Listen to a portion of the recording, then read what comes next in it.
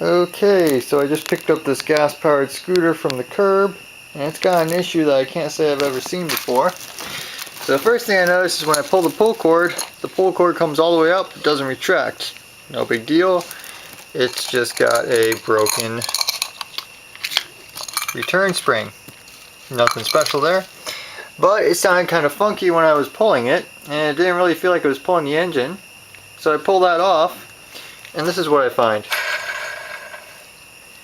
That's not supposed to happen.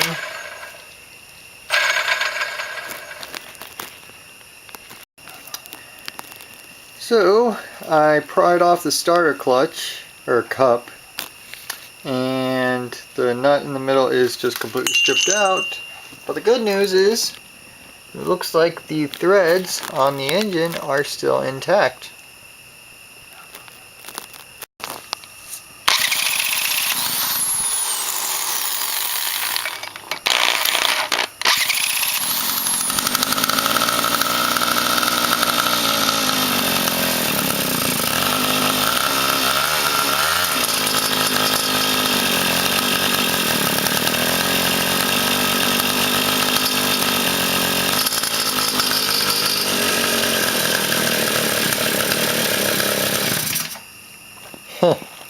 No way.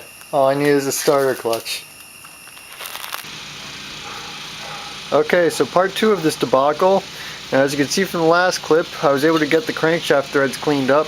And I just stuck this nut on there so that I could spin it with the drill and make sure it ran, which it did.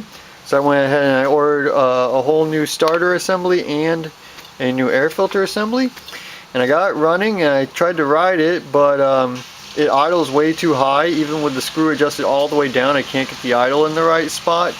The power delivery is all over the place. You give it gas and it'll give you some power, then it'll lose power, then it'll get power again, etc., etc. So I took it back, and I found that it seemed to have a vacuum leak right around here where the insulator was, so I took it back apart, and I noticed something. If you look in the carburetor down here, you see this hole? This hole is supposed to go into the crankcase. There should be a passage that matches up with it. When I took it off, you'll notice there is no passage for that hole on this carburetor. But you notice there's one up here. So what has happened is somebody took this apart and they put this spacer back on upside down.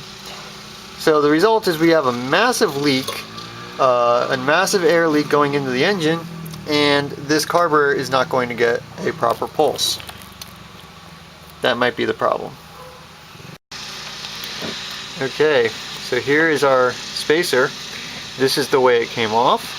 So you notice the hole for that passage is up there, and there's a hole for it in the gasket, but it just dead ends. If you look on the bottom, you notice there is the hole that's supposed to match up with this passage, and we can tell by where the gasket is that that hole was just open to the atmosphere. So that is our massive air leak, and we are definitely not getting a proper pulse to this carburetor. So that is our problem. Somebody put the spacer on upside down.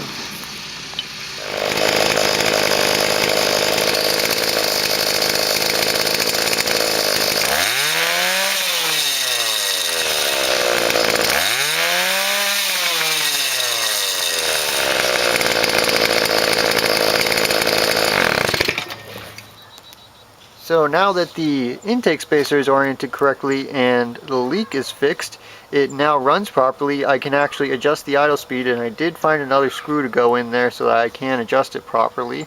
It's no longer doing that weird power delivery thing where it revs up and down when you're trying to accelerate. It's nice and smooth power flow. And ultimately, I think this might answer the question of why it was on the curb in the first place. Turns out it's not just the starter clutch that was the problem, it also didn't run right.